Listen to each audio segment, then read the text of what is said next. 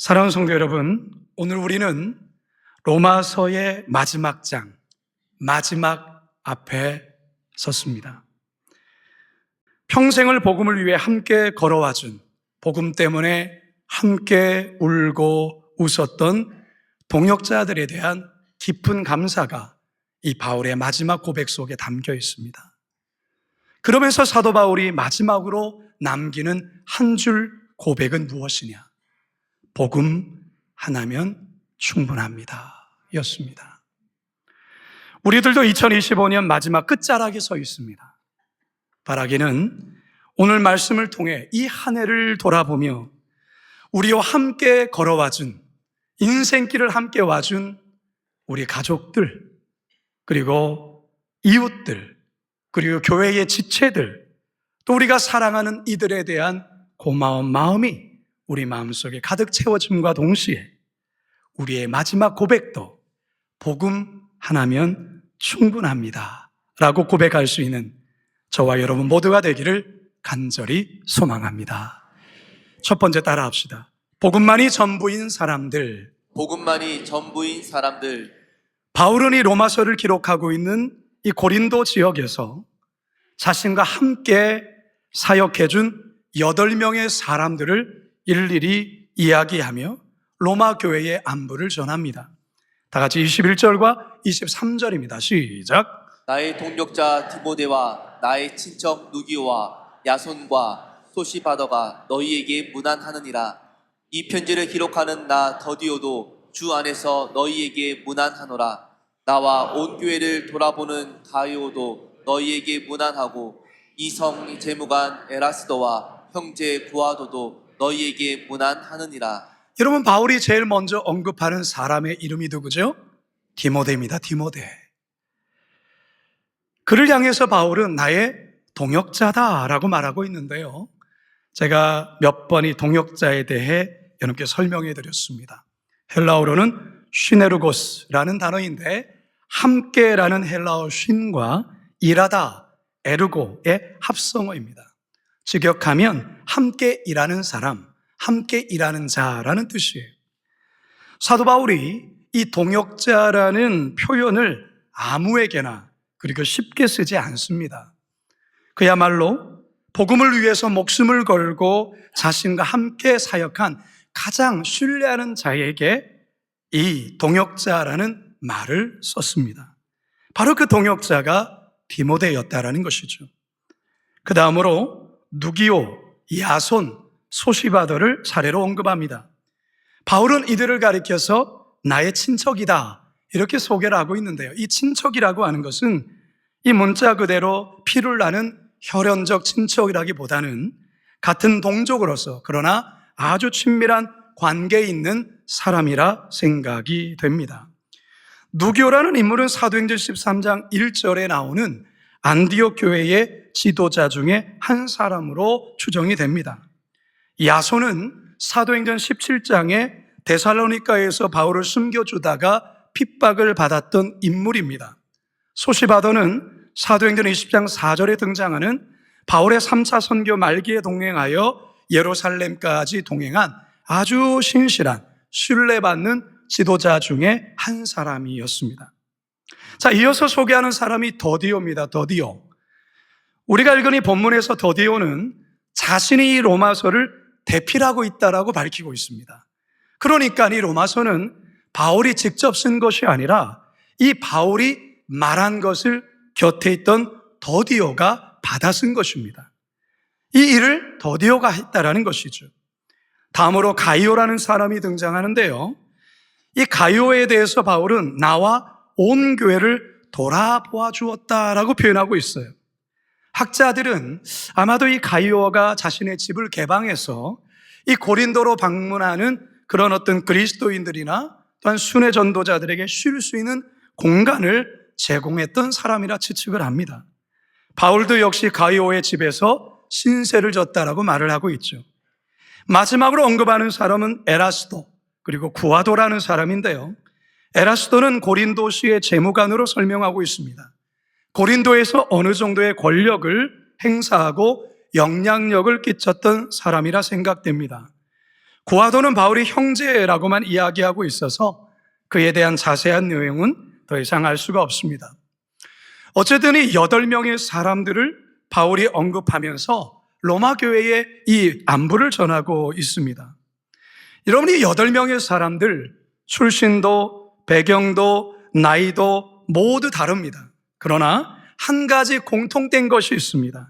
그 공통된 것은 뭐냐면 이들 모두가 복음만이 전부인 사람들이라는 것입니다. 다시 말해서 좀 과격하게 말하자면 복음에 미친 사람이, 복음에 목숨 건 사람들이다, 이렇게 말할 수가 있습니다. 가이올은 복음을 사랑한 나머지 자신의 집을 기꺼이 내어주었고 온 교회들을 섬겼습니다. 디모데는 바울과 함께 마지막 순간까지 복음을 전하며 살았고 소시바더도 복음 전도를 위해 끝까지 바울과 동행을 했습니다. 더디오는 이 복음의 이 진수가 담긴 이 로마서를 대필하는데 모든 수고를 아끼지 않았습니다.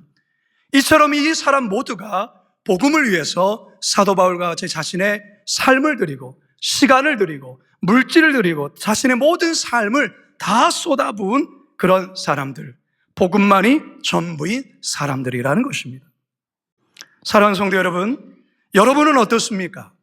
여러분들 올 한 해를 돌아보시면서 여러분의 마음을 사로잡았던 것은 무엇입니까?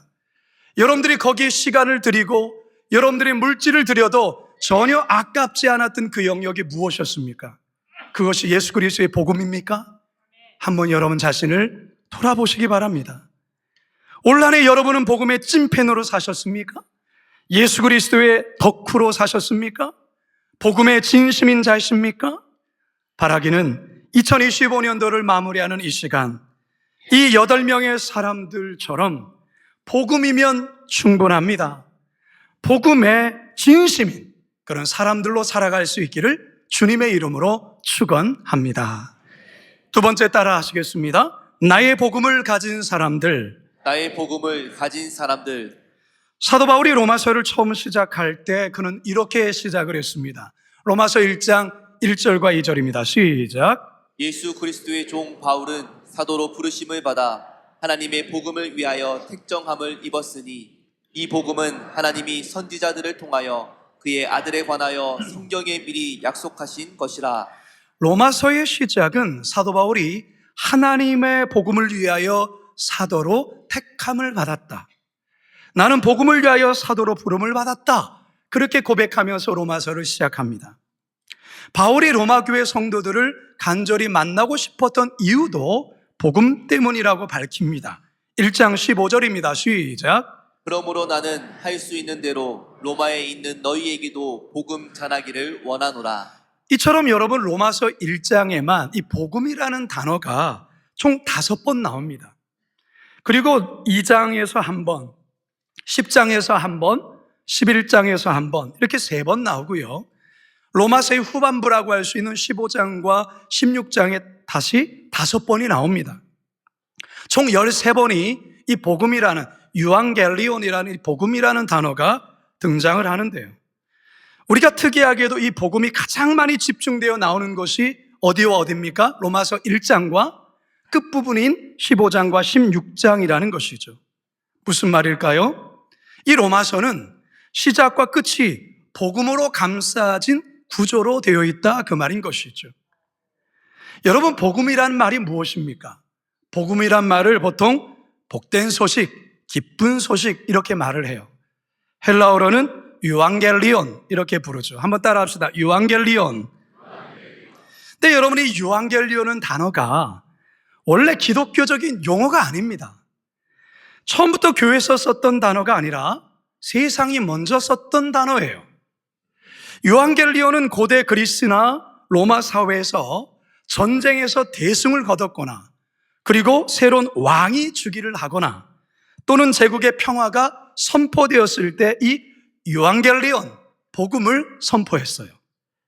그래서 주전 9년에 쓰여졌던 것으로 추정되는 이 프리엔의 비문이라는 이 비문을 발견하게 됐는데요. 이 비문에 아우구스투스 황제, 다시 말해 로마의 황제의 생일을 축하하며 이런 글이 쓰여 있는 것을 발견하게 됐는데요. 아우구스투스의 탄생은 온 세상의 복음, 유앙겔리온의 시작이다. 이렇게 쓰여 있어요. 이처럼 정치적인 용어인 이 유앙겔리온, 복음이 예수 그리스도의 복음으로 새롭게 재탄생하게 되었다는 것이죠.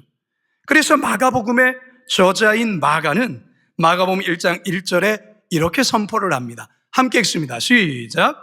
하나님의 아들 예수 그리스도의 복음의 시작이라. 하나님의 아들 예수 그리스도의 유앙겔리온, 복음의 시작이다.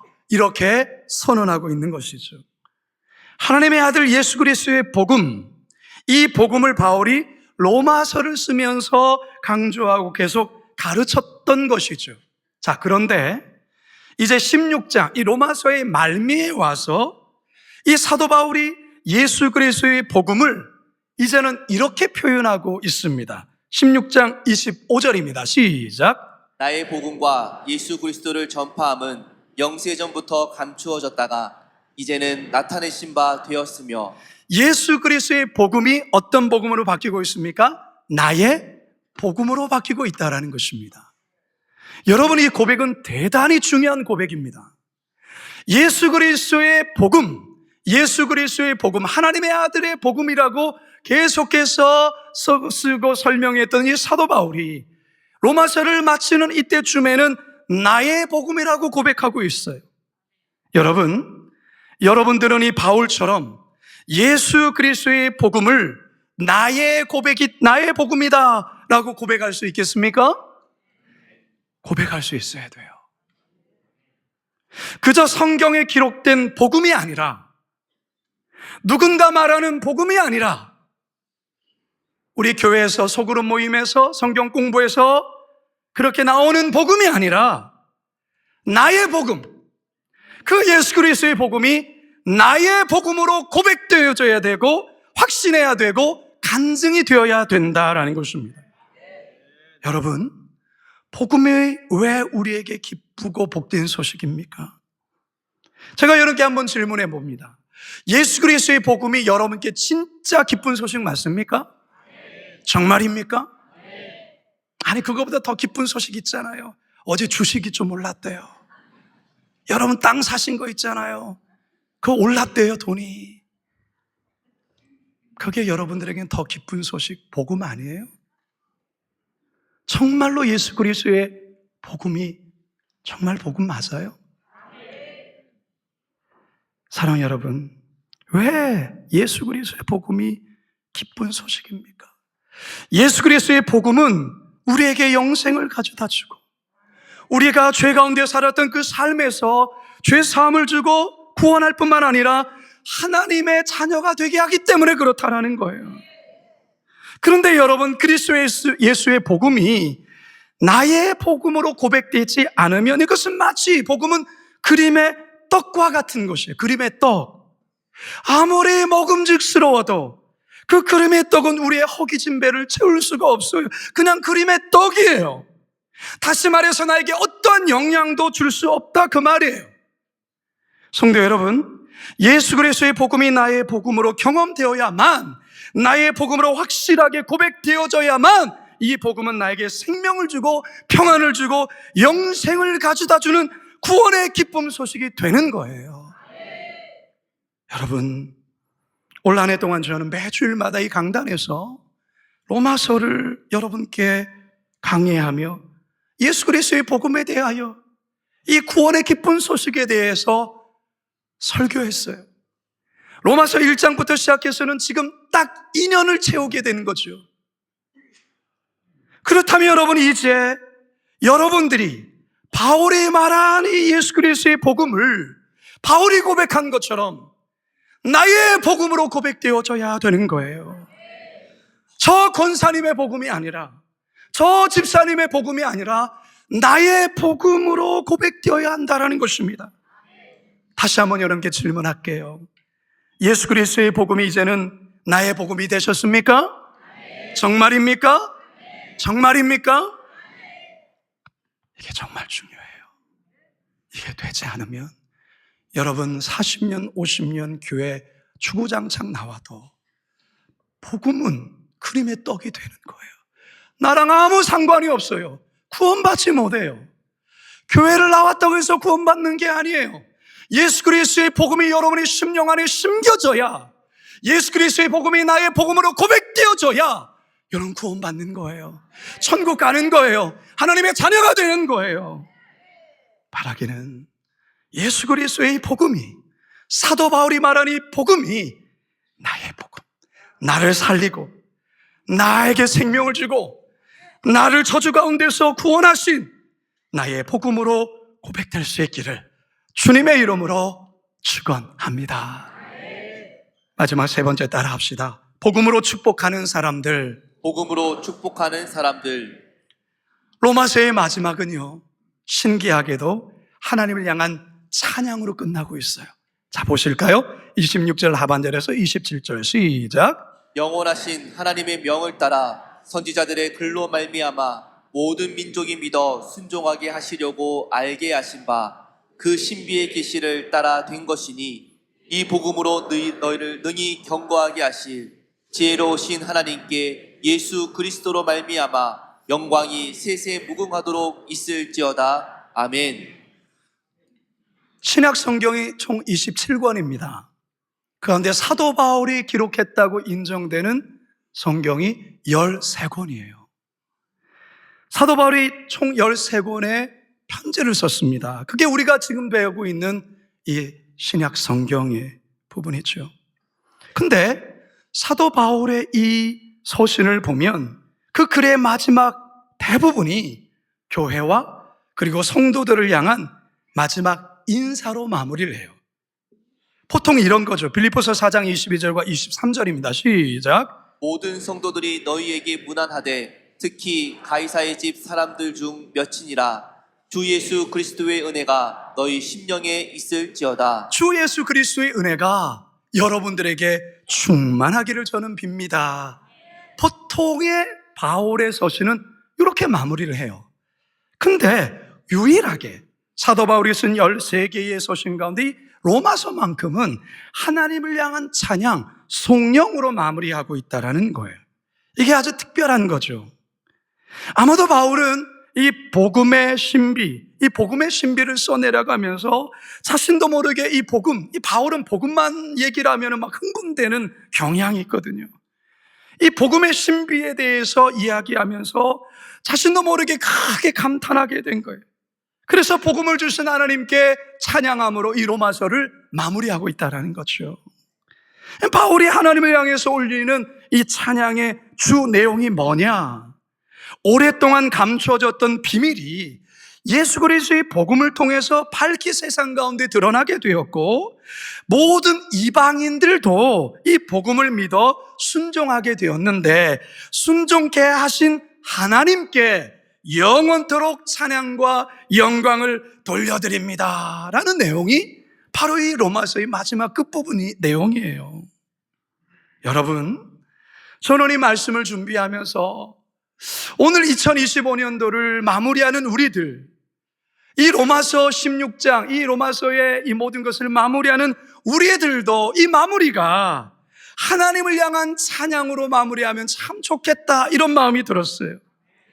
2025년 한 해를 마무리하면서 나에게 복음을 주신 그 하나님을 향한 이 감사와 이 찬양에 사로잡혀서 그냥 하나님 앞에 찬양함으로 우리가 이 한 해를 마무리하면 너무나도 행복하겠다. 지난 한 해 동안 하나님께서 우리의 삶에 채워주시고 은혜 주시고 베풀어 주신 은혜가 많아요. 그것들을 향해서도, 그것들을 생각하면서도 우리 하나님께 감사와 찬양을 해야 되겠지만, 그게 없어도 우리에게 예수 그리스도를 보내주시고 하나님의 아들을 우리에게 보내주시고 그를 십자가에서 못 박게 하심으로 우리의 모든 죄를 대속해 하신, 그리고 결국 우리를 위해서 3일 만에 부활하신 그 예수 그리스도의 복음 주심에 대해 이것으로 우리가 찬양하고 하나님께 감사해야 된다는 것입니다. 할렐루야. 여러분, 올 한 해를 돌아보면 우리에게 좋은 일만 있었겠어요? 아니잖아요. 제가 아까 일부 예배 때 이 앞에서 엎드려 기도하는데 갑자기 무슨 생각이 들었냐면, 올 한 해 동안 우리 교회 장례가 몇 건 났지? 얼마나 많은 분들이 올 한 해 세상을 떠나셨지? 내가 얼마나 장례 예배를 인도했지? 그게 생각이 나는 거예요. 올 한 해 동안 우리 성도들 가정에 암에 걸린 분이 몇 분 있었지? 저에게 찾아와서 목사님, 암이래요. 암 사기래요. 그런 분들이 여러 분 계셨어요. 목사님, 제 딸이 공황장애예요. 제 딸이 우울증에서 헤어나오질 못해요.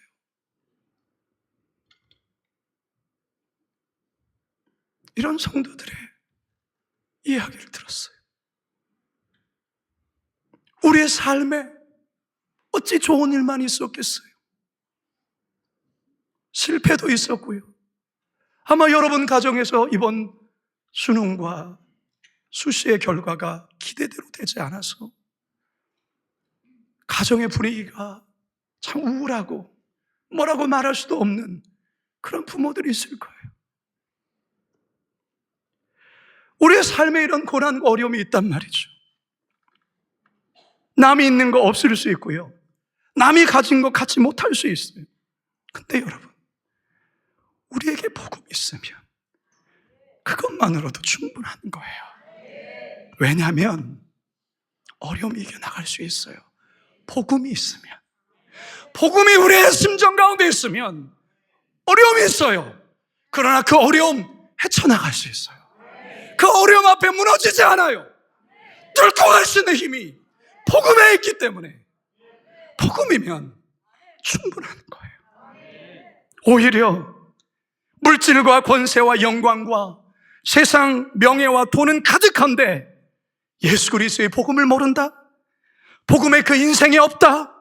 그러면 그 인생은 결국 지옥으로 떨어지는 거예요. 영원히 종친 인생이 되는 거예요. 아무리 좋은 명문대학교를 다니고 좋은 회사를 다니고 돈을 1년에 연봉이 수억을 받는다 할지라도 나중에 죽음 앞에 쓴다면 그건 아무 의미가 없는 거예요. 예수의 복음이 없으면 영원한 지옥으로 가는 거예요. 그렇기 때문에 여러분, 이 시간 우리에게 복음을 알려주시고 복음을 주신 그 하나님께 찬양해야 되는 거예요. 감사해야 되는 거예요. 동시에 우리가 주님께 이런 고백을 했으면 좋겠어요. 이 고백은 저의 고백이기도 해요. 하나님, 저에게는 복음이면 충분합니다. 주님, 저에게 복음 하나면 충분합니다. 사랑하는 여러분, 우리가 이 땅에 사는 날 동안 예수 그리스도의 복음만이 전부인 성도가 되기를 축복합니다. 나의 복음을 소유한 성도로 사시기를 바랍니다. 그리고 이 복음으로 하나님을 찬양하며 서로를 축복하는 성도들 되시기 바랍니다. 그래서 우리가 이 땅에서의 모든 수고를 다 마치는 날, 온란의 수많은 사람들이 이 세상을 떠났는데 우리도 언젠간 이 세상을 떠날 그날이 올 때에 우리가 마지막으로 교회를 향해서, 우리의 자녀들을 향하여서, 그리고 하늘을 향해서 말할 수 있는 고백이 무엇입니까? 주님, 복음 하나로 충분했습니다. 복음 하나로 충분했습니다. 이 고백을 하시면서 인생의 무대를 멋지게 퇴장하시는 저와 여러분 모두가 되시길 주님의 이름으로 축원합니다. 축원합니다. 축원합니다.